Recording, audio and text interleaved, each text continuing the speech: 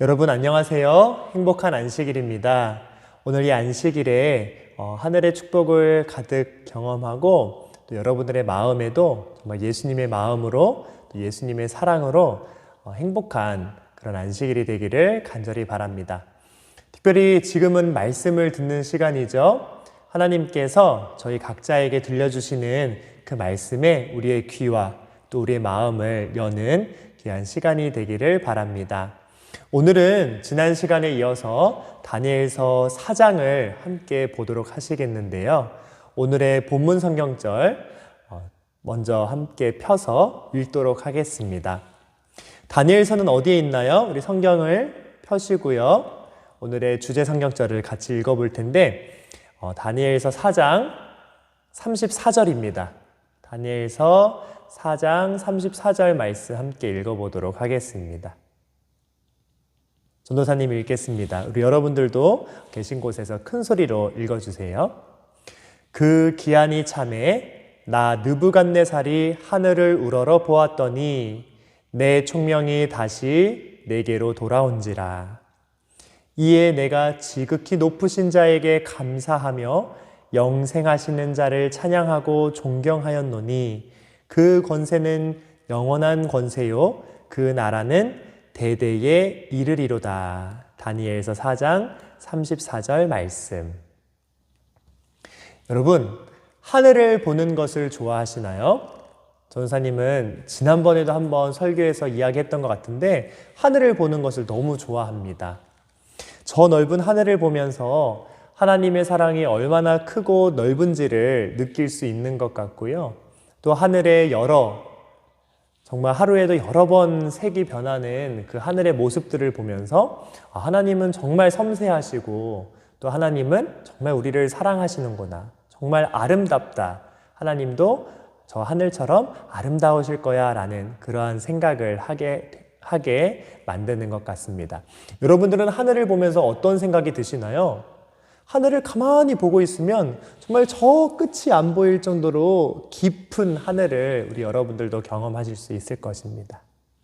오늘 안식일만큼은 지금도 하늘을 볼 수 있는 친구들이 있을 텐데 안식일 오후에 밖으로 나가서 정말 저 넓은 하늘을 보면서 하나님과 대화하고 또 힐링도 하고 또 하나님께 기도도 하는 그러한 시간이 되었으면 좋겠습니다. 여러분, 사람을 영어로는 무엇이라고 하죠? man, human 이렇게 하기도 하는데 헬라어로 사람은 어떻게 이야기할 수 있을까요? 헬라어로. 우리 헬라어를 잘 아는 우리 어린이들이 있나요? 네. 사람을 헬라어로는 안트로포스라고 합니다. 이 안트로포스라는 말은 위를 보는 자, 하늘을 보는 자라는 존재라는 뜻인데요. 그렇게 사람은 하늘을 바라보는, 위를 바라보는 존재다라는 뜻입니다. 이 말은 어떤 또 뜻이 있을까요? 우리는 항상 누구를 바라보아야 한다? 항상 위에 있는 하나님을 바라보아야 한다. 바라보고 사는 존재이다 라는 뜻이 있습니다. 우리가 오늘도 잊지 않고 하늘을 바라보면서 사랑이신 하나님을 경험하는 귀한 하루가 되기를 소망합니다. 자, 오늘 또 말씀으로 들어가서요. 느부갓네살 왕은 우리가 다니엘서 2장을 연구할 때 보았는데 하나님께서 이 느부갓네살 왕을 얼마나 사랑하셨는지 이방 나라의 왕이었음에도 불구하고 이 느부갓네살 왕을 선택하셨어요. 그리고 선택하실 뿐만이 아니라 특별한 세상의 장래에 앞으로 어떤 일들이 있을 것인지를 보여주는 또 그 꿈을 통해서 하나님의 존재를 이방 나라의 왕이었던 느부갓네살 왕으로 하여금 알게 하시기 위해서 특별한 꿈을 주셨습니다. 그리고 꿈만 주실 뿐만이 아니라 이 꿈을 하나하나 자세히 해석하고 안내해 줄 다니엘도 보내셨어요. 이쯤 되면 이 다니엘서의 주인공이 다니엘이 아니라 정말 느부갓네살 왕이라고 할 정도로 정말 하나님은 이 특별한 왕을 선택하셨습니다. 그런데 이 2장에 나왔던 신상은 어떤 모습이었죠? 머리는 금, 바벨론을 상징하는 금나라, 또 이 양 가슴은 은, 그 다음에 허리는 놋, 그리스, 그 다음에 두 다리는 로마, 그다음 발과 열 발가락은 얼마는 철, 얼마는 진흙. 이 세상 끝에 있는 여러 나라들을 뜻하는 인간 세상의 역사를 보여주는 신상이라 그랬습니다. 처음에는 이 꿈의 해석을 보고 듣고 느부갓네살 왕이 하나님을 찬송하고 또 다니엘에게 많은 재물을 주면서 정말 왕에게 특별한 조언을 해줄 수 있는, 특별히 왕의 다음 자리에 있는 총리에 다니엘을 세우게 되고, 또 다니엘의 세 친구들도 아주 높은 관직에 이렇게 등용하게 되는 것을 보게 되는데요. 그것도 잠시 느부갓네살 왕은 또 교만을 하게 됩니다. 특별히 다니엘서 3장에 우리가 지난 시간에 다니엘과 세 친구들 이야기를 하면서 느부갓네살 왕은 신하들로 하여금 어떤 신상을 세우겠어요? 네, 아까는 머리만 금인 그 꿈을 하나님이 보여주셨는데 전체 다 금으로 만들어서 백성들에게 어떻게 하게 한 거예요? 네, 그 신상에게 절하게 한 것입니다. 이것은 하나님을 높이는 것이 아니라 이 바벨론의 부국강병을 뜻하고 정말 이 느부갓네살 왕에게만 경배하는, 자신을 높이는 그러한 행동이었죠. 그런데 하나님은 이 느부갓네살 왕, 자신을 높이는 이 느부갓네살 왕을 그냥 포기하지 않으시고 한 번 더 특별한 꿈을 주셔서, 그리고 또 이 꿈을 해석할 누가 있어요? 다니엘을 왕 앞에 세워서 다시 한번 이 느부갓네살 왕에게 하나님의 존재를 알게 하신 그 이야기가 오늘 우리가 살펴보는 다니엘서 4장입니다. 오늘 이 말씀 시간에 성경을 다 읽을 시간이 부족하겠지만 이 설교 끝에 여러분들이 다니엘서 4장을 1절부터 천천히 한번 쭉 읽어보기를 간절히 바랍니다. 다니엘서 4장에 또 느부갓네살 왕이 꿈을 꾸게 되죠. 이 꿈의 내용은 어떤 내용이었어요? 한 나무가 있는데 이 나무가 얼마나 큰지 여기에 한번 말씀을 제가 읽어드리도록 하겠습니다. 4장 11절입니다. 그 나무가 자라서 견고하여지고 그 높이는 하늘에 닿았다.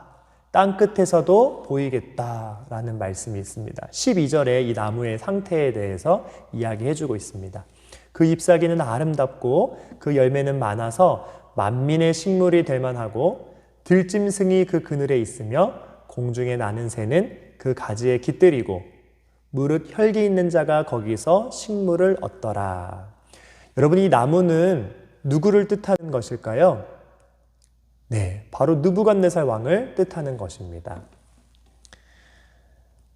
그런데 이 큰 나무가 거룩한 자가 하늘에서 내려와서 이 나무를 베게 되고 구루터기만 남겨두게 됩니다. 근데 이 구루터기마저도 철과 놋줄로 묶게 되지요. 동이게 되지요. 그리고 이 구루터기가 된 나무는 짐승의 마음으로 지낸다. 이런 꿈을 꾸었습니다. 다니엘서 4장 17절의 말씀입니다. 이는 순찰자들의 명령대로 거룩한 자들의 말대로니 곧 인생으로 지극히 높으신 자가 인간 나라를 다스리시며 자기의 뜻대로 그것을 누구에게든지 주시며 또 지극히 천한 자로 그 위에 세우시는 줄을 알게 하려 함이니라 하였느니라. 하나님은 제가 아까 이야기한 것처럼 느부갓네살 왕을 얼마나 사랑하셨는지 이렇게 두 번째 꿈을 통해서 느부갓네살 왕을 만난 하나님의 모습을 볼 수 있습니다. 다니엘이 와서 이 꿈의 해석을 해주지요. 이 나무가 왕이고 많은 동물들이 거하는 정말 훌륭한 나무이다. 그리고 아름다운 나라이다. 멀리서도 보이는 나무이다 라고 이야기해 줍니다. 그러나 지극히 높으신 자가 와서 이 나무를 벨 수도 있는 것이니, 이 베었다는 게 중요한 게 아니고 벨 수도 있으니 어떻게 하라는 거예요? 하나님께 맡기고 또 하나님을 찬송하고 하늘을 바라보는 왕이 되어야 합니다 라고 조언을 해줍니다. 그런데 이 조언을 왕이 들었을까요? 느부갓네살 왕은 이렇게 말합니다. 4장 30절입니다.